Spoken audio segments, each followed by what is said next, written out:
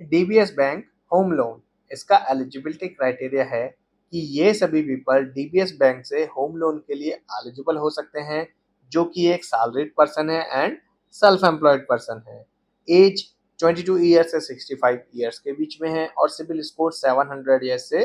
ज़्यादा है। अगर एप्लीकेंट इन बेसिक क्राइटेरिया को मैच करता है तो वो डीबीएस बैंक से होम लोन के लिए एलिजिबल हो सकता है। लोन क्राइटेरिया यानी कि अगर पर्सन एलिजिबल है तो उसको डीबीएस बैंक से जो होम लोन मिलेगा उसमें क्या क्राइटेरिया रहेगा। तो इसमें क्राइटेरिया रहेगा कि लोन अमाउंट मैक्सिमम 10 करोड़ तक का हो सकता है, rate of interest 8.15% per annum के बेसिस पे रहेगा, लोन टेन्योर सैलरीड के केसेस में 25 ईयर्स तक का हो सकता है और सेल्फ एम्प्लॉयड के सिनेरियो में 20 ईयर्स तक का हो सकता है। अगर बात की जाए प्रोसेसिंग फीस की तो डीबीएस बैंक होम लोन के सिनेरियो में लोन अमाउंट का 1% तक का प्रोसेसिंग फीस चार्ज कर सकता है। इस और बात की जाए अगर फोरक्लोजर चार्जेस की तो डीबीएस बैंक होम लोन के केसेस में कोई भी फोरक्लोजर चार्जेस नहीं लेता है और इसका जो कंफर्मेशन टाइम पीरियड है वो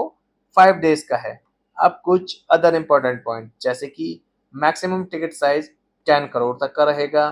और अगर आपकी कोई ईएमआई बाउंस हुई है लास्ट 6 मंथ में तो उसका प्रॉपर जस्टिफिकेशन होना चाहिए कि किस वजह से हुई है।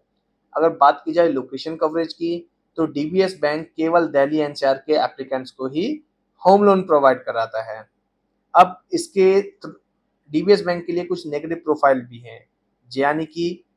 होम लोन केवल उन इंडिविजुअल कस्टमर्स को मिलता है जैसे कि अगर कोई सेल्फ एम्प्लॉयड पर्सन है वो किसी कंपनी का डायरेक्टर या पार्टनर है तो उसके नाम पे पहले से ही लोन नहीं चल रहा होना चाहिए।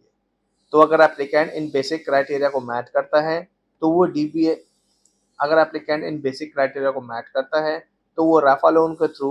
डीबीएस बैंक के होम लोन के लिए अप्लाई कर सकता है।